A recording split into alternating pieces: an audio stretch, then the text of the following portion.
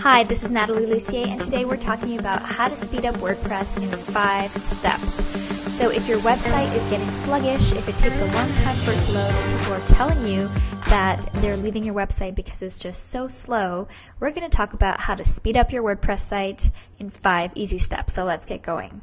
So the first one is to reduce image size, but I really want to address this one first because if you are uploading large images to your WordPress site, or if you're using large images from other websites and not resizing them and uploading to your own website, then you're actually slowing down your site in an unnecessary way. Number 2 is to pare down your WordPress plugins. So if you have more than 10 to 15 WordPress plugins, you have too many. So especially if there are plugins that you're not using, that are old and deprecated, that you haven't updated, I recommend that you just delete them, get rid of them. This will actually speed up your WordPress site because too many plugins slows things down. Number 3 is to install a cache plugin. I recommend W3 Total Cache.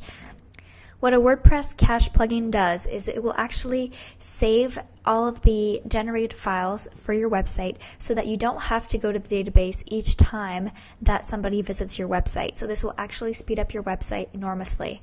Number 4, move scripts to the footer.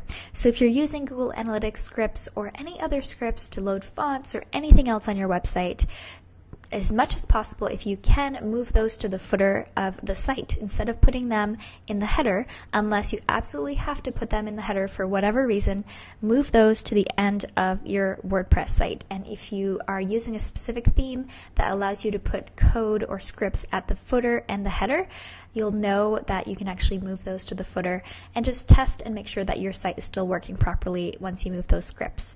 But that's actually going to help load your website first and then load the scripts after everything else is loaded. So it's going to make your site much more snappier. Finally, run WP Optimize. So WP Optimize is a WordPress plugin, so you will have to install one more plugin, but you can actually uninstall it after you've used it. But let me show you what WP Optimize does. So here I am in my WordPress site. I'm going to go under Plugins, Add New, and then we're going to search for WP Optimize and click Search. We're going to install now. Okay, so now that we've installed WP Optimize, it'll be right here on the left-hand side. So I'm just going to go ahead and click that. So what WP Optimize does, it'll go through your database and remove copies of files that you're no longer using. So for example, if you tend to write your blog posts in WordPress and then do a lot of revisions to update and maintain those posts, you can actually have WP Optimize clear out some of those posts. It'll also clear out spam comments that you haven't approved and all kinds of other stuff, and just optimize everything and click process. So that seems to have optimized a bunch of stuff, and that should actually make this blog even faster. So I hope you enjoyed this week's tips. We talked about how to reduce image file size, which you can do depending on what program you're using to edit your images and upload your images. We also talked about how to keep your WordPress site running quickly by reducing the number of plugins you're using. We talked about how to install a cache plugin to cache your WordPress blog so it loads faster. And just to reiterate, I recommend W3 Total Cache. That's the one that I use and recommend. Next, we talked about how to move scripts to the footer of your blog as opposed to the header of your blog.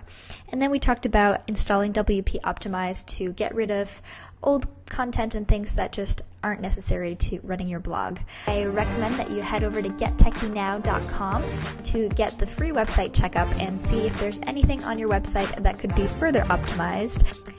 So this has been Nathalie Lussier. Please make sure to subscribe to the YouTube channel and share this blog post and video with your friends if you enjoyed it. And I will catch you next time.